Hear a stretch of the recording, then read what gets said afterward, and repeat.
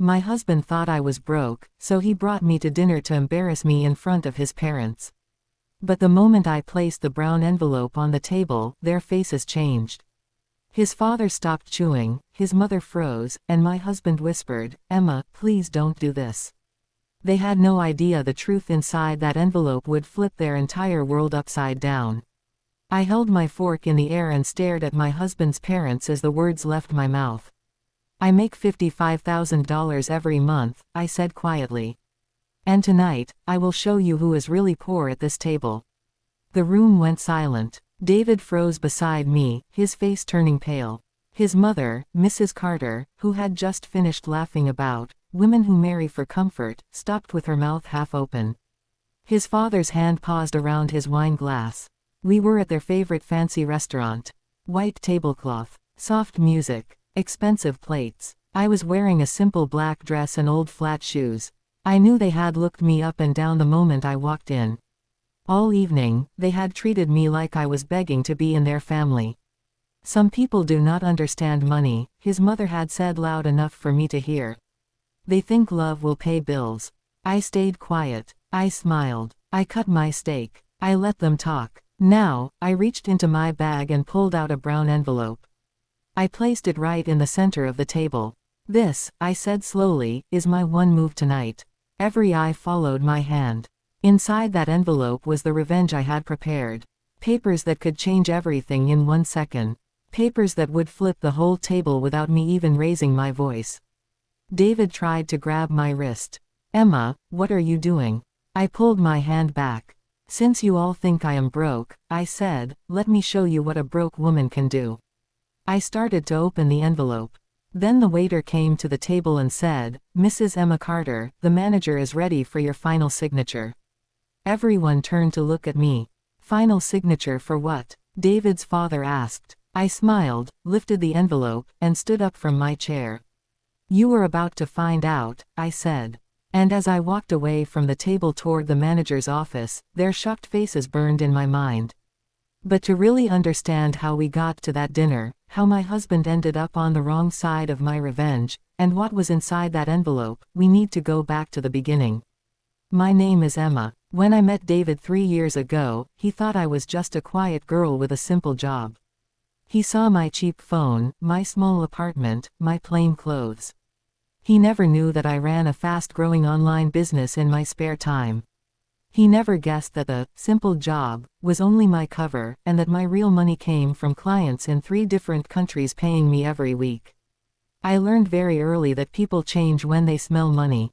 Friends turn greedy. Family starts to control you.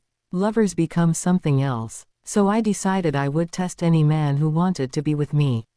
When David and I started dating, I kept my wealth hidden. I let him pay for small dates. I took the bus. I wore the same sneakers again and again. I wanted to see if he would love who I was, not what I had. At first, he was kind. He opened doors. He called every night. He told me, "Emma, I like how simple you are. You are not like all these material girls." Those words felt sweet then. Later, they would feel like poison. When he proposed, it was in a cheap pizza place. I did not care. I cried and said yes. I believed I had found a man who did not care about money. He never asked about my work seriously. When I said, "I freelance online," he nodded and changed the topic. He never asked how much I made. He also never introduced me to his parents until months later. That was my first warning sign. One evening, he came home with a serious face. "My parents want to meet you," he said. "But Emma, do not mention your job too much. Just say you are still trying to figure things out.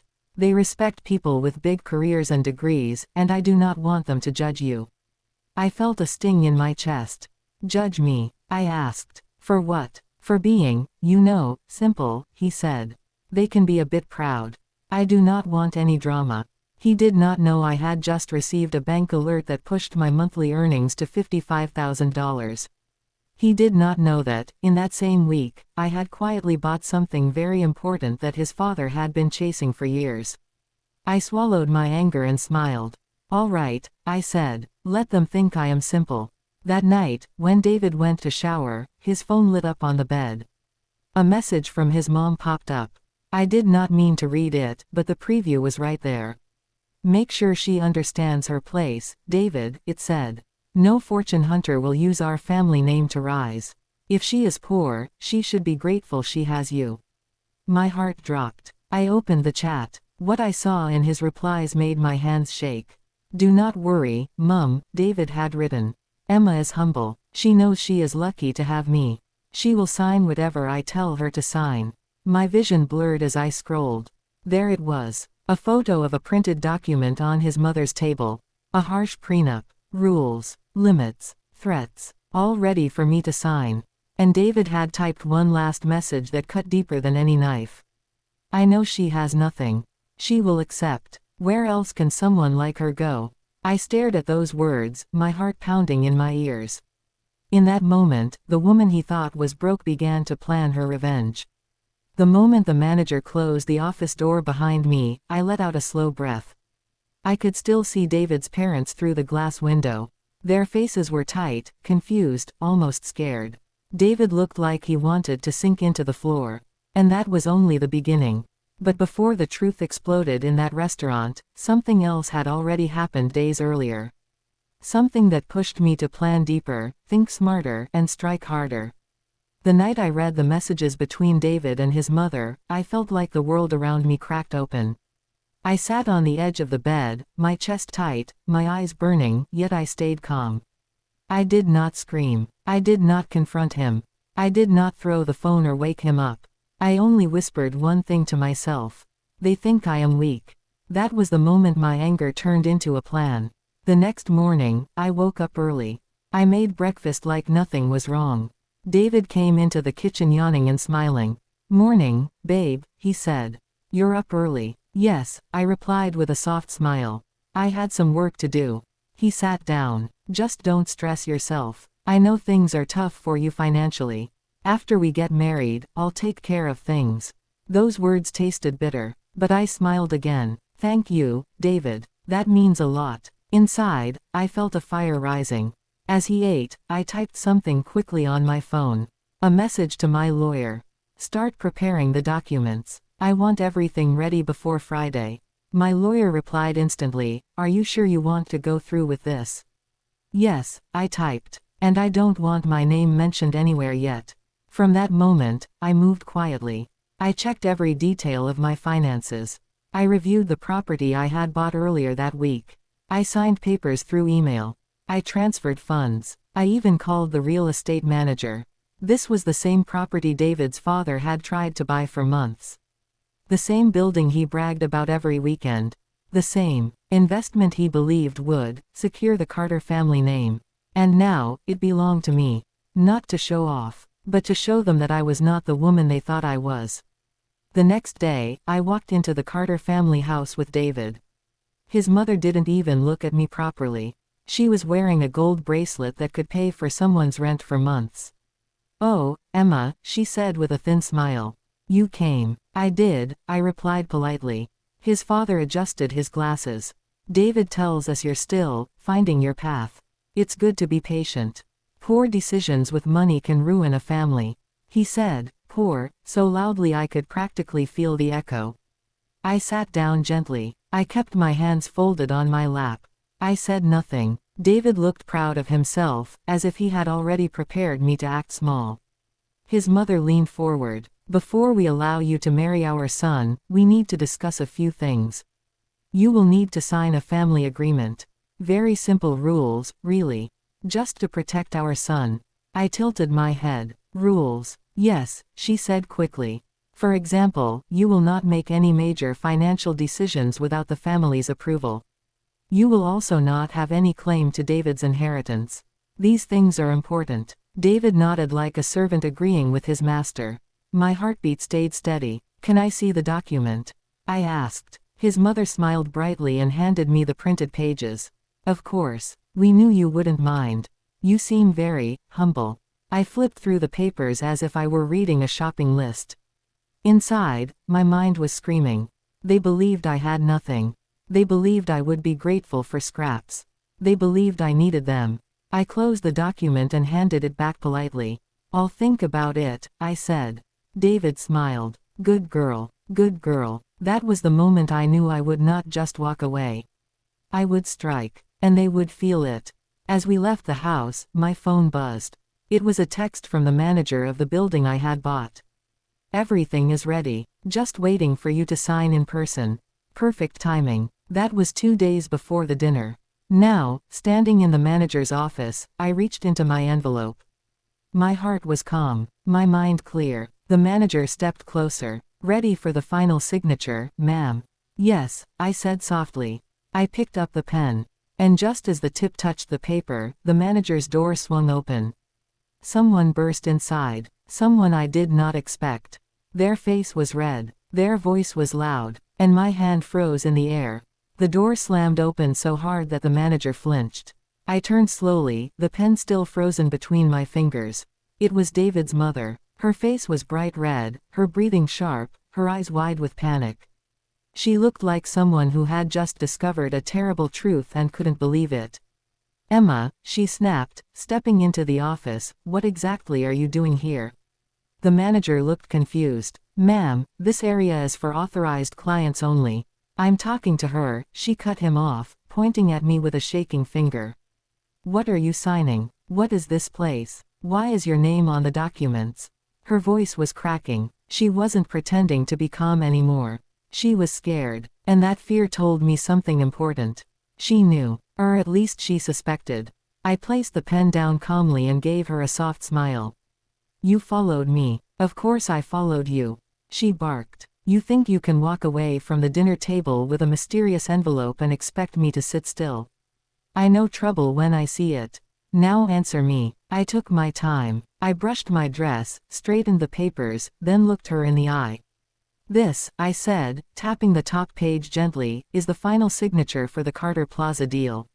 Her face, drained of all color. You couldn't have gotten that, she whispered. It was supposed to be ours. We were negotiating it for months. The owner refused to sell. David's father, he wanted that property for the family legacy. I watched her mouth tremble. Her pride cracked like thin ice. Why is your name involved? What are you doing with our property? She demanded, trying to sound strong but failing. I leaned back slowly in the chair. It isn't your property, I said. It's mine. She blinked rapidly, as if the words hurt her eyes. What? I bought it last week, I said simply. Paid in full. Cash. The manager nodded politely to confirm it. Yes, ma'am. The building is under Mrs. Emma Carter's ownership. We just need her last signature. David's mother staggered back like she had been slapped. You can't buy a whole building. You don't have that kind of money. She shouted. I raised an eyebrow. You seem very sure of what I can afford.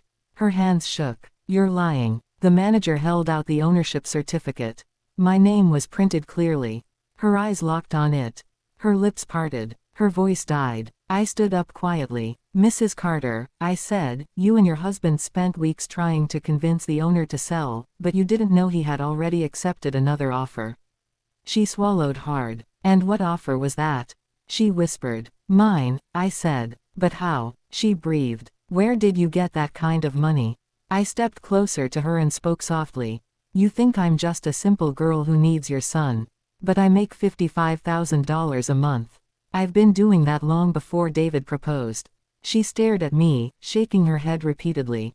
No, David said you were barely surviving. He said you were unstable financially. He said you were grateful he picked you. I laughed under my breath. Grateful. That word again. Your son lied to you, I said calmly. And to himself. Her jaw trembled. Her pride looked like it had been ripped open. She stepped closer, desperate now. You can't marry him, she said quickly. You can't be richer than him. It will destroy him. You must understand how men think. My son needs to be the leader.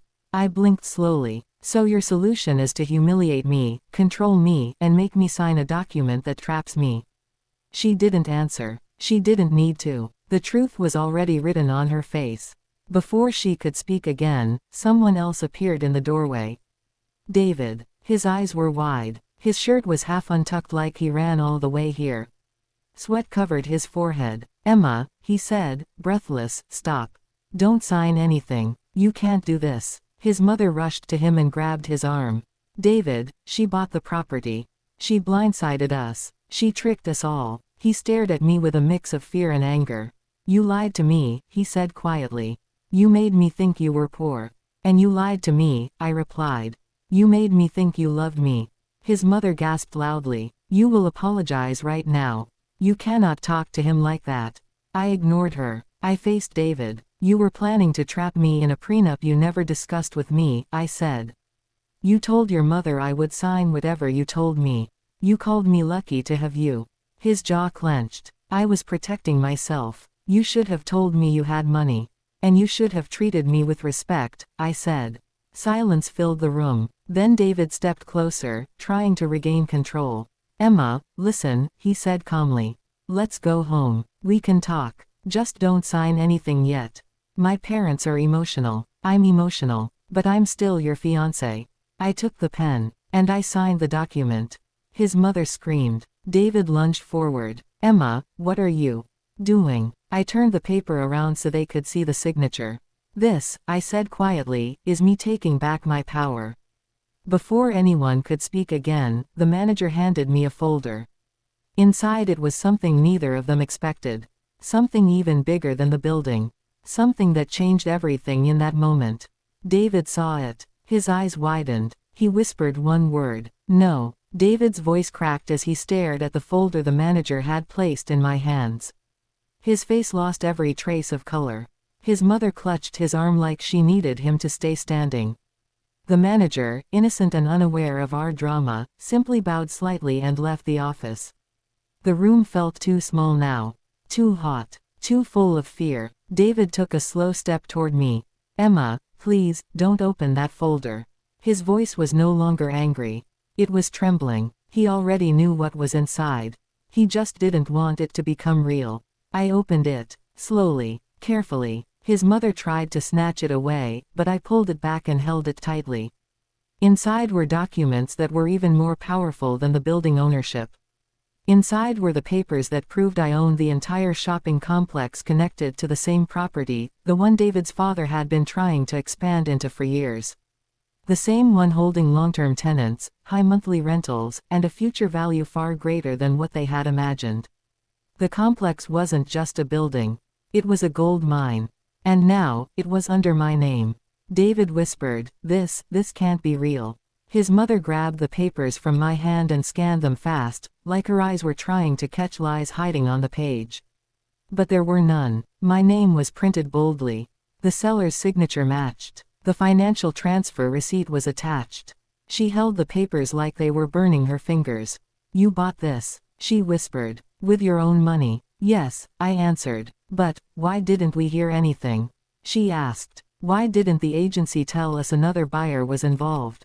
Because I bought it through a private channel, I said. One your husband didn't know about. Her mouth opened slowly. You planned this. I nodded. From the moment I read the messages between you and your son. David stepped closer, almost begging. Emma, please. I didn't mean it that way. You weren't supposed to see those messages. So I was supposed to marry you blind? I asked. He didn't answer. I continued. I was supposed to sign that prenup without knowing you didn't even respect me. His mother snapped back to life. You don't understand how marriage works. A man is supposed to be a head. If you embarrass him with your income, you won't have peace in your home. I turned to her calmly. With all due respect, you don't get to talk about peace when your family tried to trap me, I said. David's chest rose and fell fast. His voice cracked again. Emma, baby, please. You're blowing this out of proportion. We can fix it. I felt a strange calm wash over me. I wasn't angry anymore. I wasn't even hurt anymore. I was simply done. David, I said softly, you didn't choose me. You chose who you thought I was. You wanted a woman who needed you.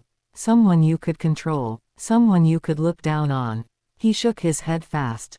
No. Yes, I said. That's the truth. He reached for my hand, but I stepped back. I loved you, I said quietly. But you loved your ego more. His mother stepped in front of him quickly, blocking him like she owned him. You think money makes you powerful, she said with a cold laugh. You think buying a building means anything to us. Emma, without our name, you're nothing. I raised one eyebrow. Funny, I said. Because your name is now under my property. Her face twisted. I cut her off. You tried to test me with humiliation. I tested you with the truth. And you failed. Silence fell again. A heavy, painful silence. Finally, David spoke. His voice was small. What do you want from us? I closed the folder and held it at my side. Nothing. His shoulders dropped. I continued. But I'm not done. His head snapped up. What does that mean? He asked. I walked toward the door, my heels clicking against the tiled floor. When I reached the doorway, I paused and turned back. I'm going back to the table, I said. Because this revenge isn't complete yet. David's mother stepped forward, fear rushing back into her eyes. Emma, please, what are you planning to do? I did not answer. I walked out of the office. Down the hallway, toward the dinner table where this all started. David and his mother rushed after me, almost tripping over themselves. His father stood as soon as he saw us coming. What happened? What's all this noise? I placed the folder on the table and slid into my seat. David's parents stared at me like I was holding a bomb. David looked at the folder, then at me, then at the folder again. What are you about to do, Emma? He whispered. I reached into my bag, pulled out the envelope again, and set it gently on the table. This envelope was the one I had walked in with. The one I told them would flip the entire table. The one they still hadn't seen inside. David reached for it slowly. Emma, please don't. I opened it before he could finish. And the moment the papers inside touched the air, David's father let out a sharp gasp. His mother grabbed the table for balance. David froze. Because what was inside the envelope was even worse for them than the building. David's father stared at the papers in my open envelope like he had just seen a ghost climb out of it. His lips parted. His chest rose quickly. His hand tightened around the tablecloth until his knuckles turned white.